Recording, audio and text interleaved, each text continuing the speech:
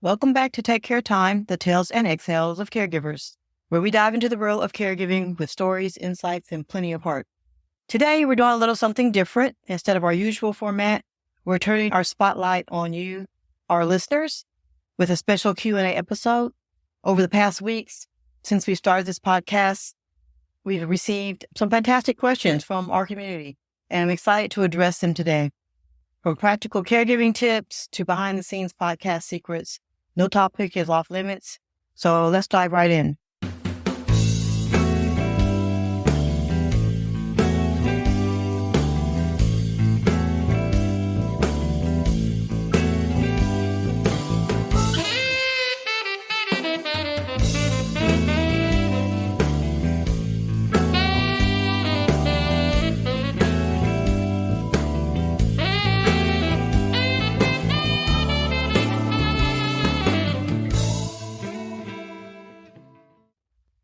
Our first question is from April, and April wants to know what inspired me to start Take Care Time podcast.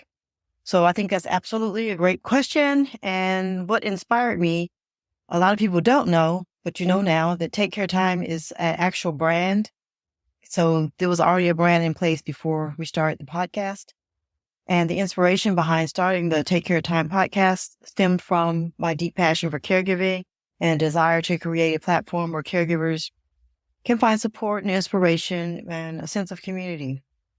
I really want to encourage caregivers to practice self-care because caregiving is hard. I am the mother of an adult daughter with autism, so I've been her caregiver her entire life. And I know firsthand the toll that it takes on you. And I hate to say it like toll, but it does take a toll on you.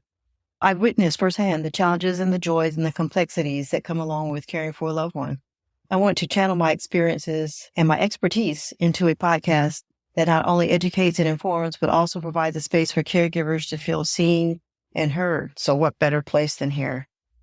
I want caregivers to be understood, and I thought through storytelling, interviews, discussions, we could do it that way. Take Care Time also aims to shed light on the diverse experiences of caregivers because everybody's experience is not the same. So we offer practical advice and foster a sense of solidarity among listeners. Ultimately, my goal is to empower caregivers to navigate their journey with confidence and compassion and resilience.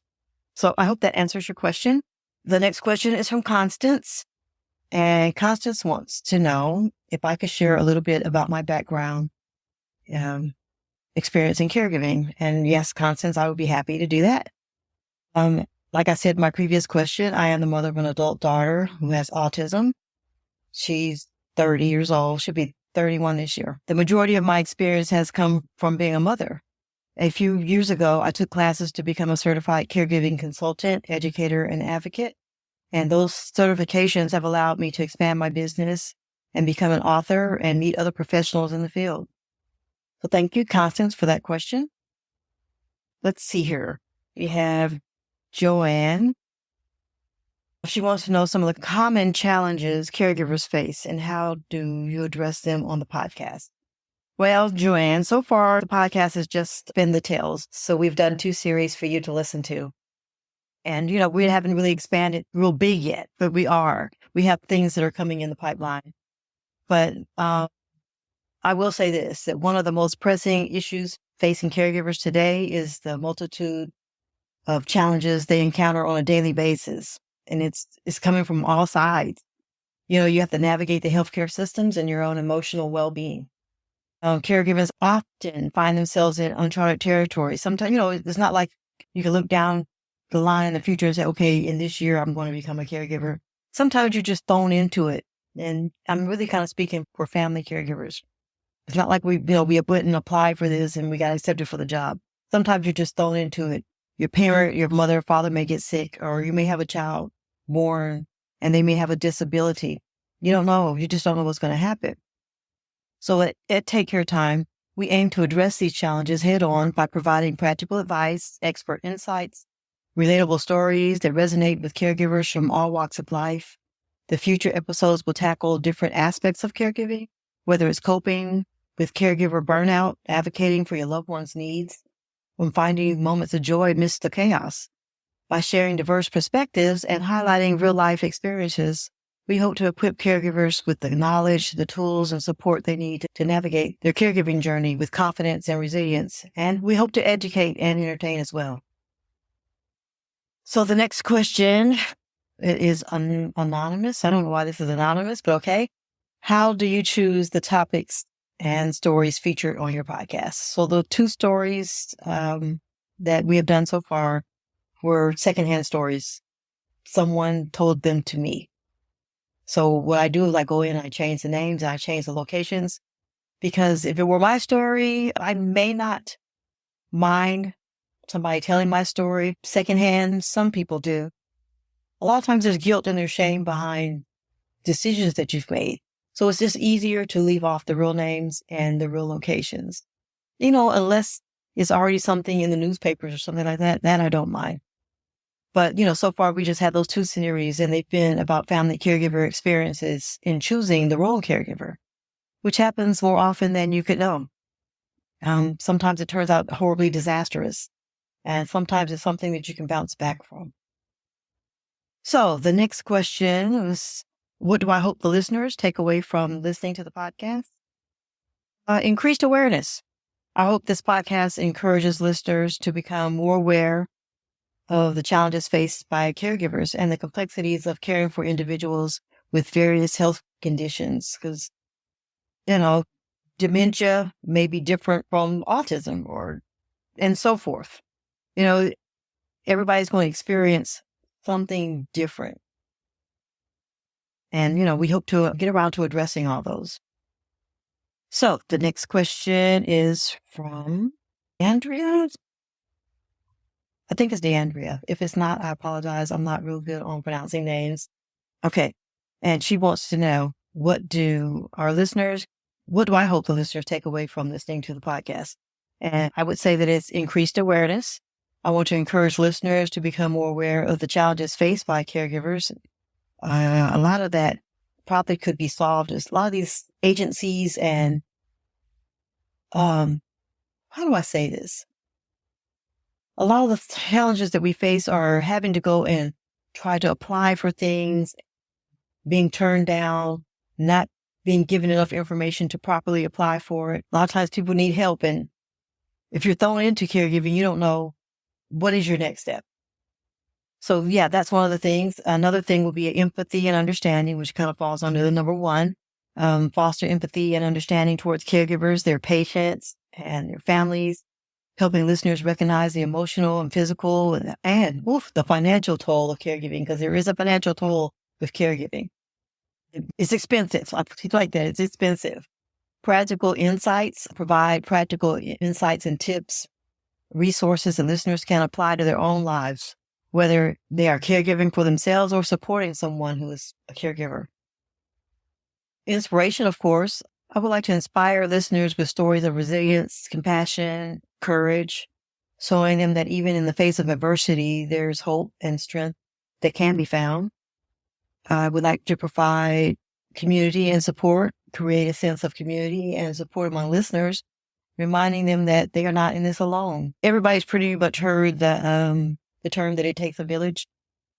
Usually they're talking about raising kids, but even with caregiving, it takes a village. Sometimes one person may know of resources that another person may have never heard of. So, that's a good thing. Advocacy. I've been an advocate for my daughter on many occasions and her peer group as well. I like to encourage listeners to advocate for policies and initiatives that support caregivers and improve access to health care and support services for patients and their families. And a lot of that comes down to voting.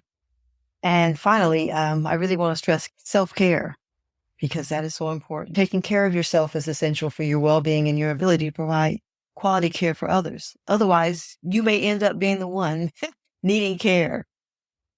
Okay, so the next question is from John. It's from a guy. And I will say, I'm just saying that because the majority of caregivers are women. That's just the way it is. But John could be listening for another reason who we don't know. So John wants to know, what advice do you have for caregivers who may be struggling or feeling overwhelmed? That's a great question.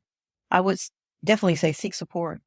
I encourage caregivers to reach out for support from their family, friends, and support groups or professional counselors even.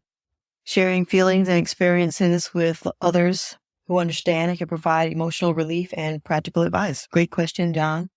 Prioritize self-care. Like I just said that. I emphasize the importance of self-care for caregivers and encourage them to carve out time for activities that they enjoy. If you give up everything that you enjoy, believe me, it's not going to be long before you're wallowing in depression. Practice relaxation techniques. Maintain a healthy lifestyle and seek respite when needed. It's hard to find respite. I'm dealing with that myself right now. But sometimes you need a break and you have to take your breaks. If you look on my website, there is a blog that I put up a while ago about respite at home. That might not be what it's titled, but that's what it is. It's about finding a spot in your home that's just for you. Like for me, it's my office. I come up to my office. I have a lock on the door. Yes, I have a lock, the key on the door because this is just my space. And when I come in here, I can just feel the weight of the world lifting off of me. So create your, if you can't get outside respite, create a space in your home for respite. Maybe you can have somebody come in for one day a month, just give you a break. You might just want to go on a walk. You'd be surprised how just doing something for yourself makes you exhale as part of the title of this podcast. It gives you that exhale. So another thing would be to set realistic expectations. Delegate responsibilities. I would suggest that caregivers delegate tasks to others when possible, whether it's household chores, caregiving duties, or administrative tasks. Enlisting the help of family and friends or professional caregivers can lighten the load. Don't try to take on everything yourself, or else you will be on the fast highway to burnout. Educate yourself. For instance, I had to educate myself on autism. When my daughter was diagnosed with autism, all I did was cry. She was the first person I've ever known that had autism. I didn't even know what autism was. So I had to educate myself and find out what was available out there. Who can I talk to? You have to go and do that. Nobody's going to do it for you. You have to do it. And if you need to, seek professional help. Don't be ashamed. There are therapists, counselors, and support groups that are waiting for you. They got a seat for you. And you can get some that are specialized in caregiver support that can provide valuable assistance and guidance. Don't be adverse to it. Try it. If you don't like it, there's one thing, but at least give it a try. Stay connected. Don't just disconnect from people. I especially did that during the pandemic. A lot of times connection with people and having a conversation, it could mean the world to you. It could change your whole day. Celebrate your small victories. Don't just go down the rabbit hole and like, oh, woe is me. Sometimes you're going to have small victories. I know when my daughter, she first learned how to say a word. She says a few words now. Those were small victories, but I celebrated those. And I encourage all caregivers to celebrate and acknowledge the small victories. Okay, so I did have some questions about the previous podcast series that we did. It was about Sarah who stole the money from Mr. Johnson. And so someone wanted to know what motivated Sarah to keep stealing money. And I was just telling you, it's gambling. She became a gambling addict. Let me say this. There are not a lot of gambling addicts in this world, but there are some. I'm not ashamed to say I used to play the horses. I used to go out to the racetrack, Del Mar, Santa Anita, and Hollywood Park when it was open. And I loved playing the racetrack. If they had a racetrack where I live now, I would be playing horses. But I'm not a gambling addict. Sarah stole money to keep gambling. This is what she did. She took Mr. Johnson's money and rationalized that she was only borrowing the money to cover her gambling expenses. However, they kept piling up and then she was unable to pay it back. I don't even think she got to that point. So yeah, that is what motivated Sarah. It was her addiction to gambling. So this series was kind of about Sarah's gambling, and it was about Mr. Johnson, who had Parkinson's disease. But, it was his money. So therefore, it was financial exploitation on Sarah's part. Okay. The next question was, in hindsight, what red flags were Mr. Johnson's family? It says, in hindsight, what red flags should Mr. Johnson's family have noticed earlier? And what can other families learn from their experience? Great question, because things always are in hindsight. Mr. Johnson's daughters decision to press charges against Sarah reflect the commitment to seeking justice and holding her accountable for her actions. And by filing a formal complaint and cooperating with law enforcement, they are taking the necessary steps to ensure that Sarah faces legal consequences for her financial exploitation of their father. And this serves as a deterrent to others who may contemplate similar acts of elder financial abuse, sending a clear message that such behavior will not be tolerated. Sometimes you'll see these stories on the news where somebody either stole money or they stole pills or they took advantage of the person that they're supposed to be taking care of. So pursuing charges, it may help Mr. Johnson's family recover some of the stolen funds, maybe. The judge did say that she has to pay restitution. But, of course, Sarah was broke. I'm not going to say broke, but if you're stealing money, you're probably... So, additionally, their overall decision, it demonstrates their dedication to protecting their father's rights and seeking accountability for the harm inflicted upon him. But that's in hindsight. Well, what could they have done to begin with? Because sometimes, you have older parents, they don't think that their money is your business. So they don't want, you all in their business. But looking back on Mr. Johnson and Sarah's storyline, what lessons can caregivers learn from that?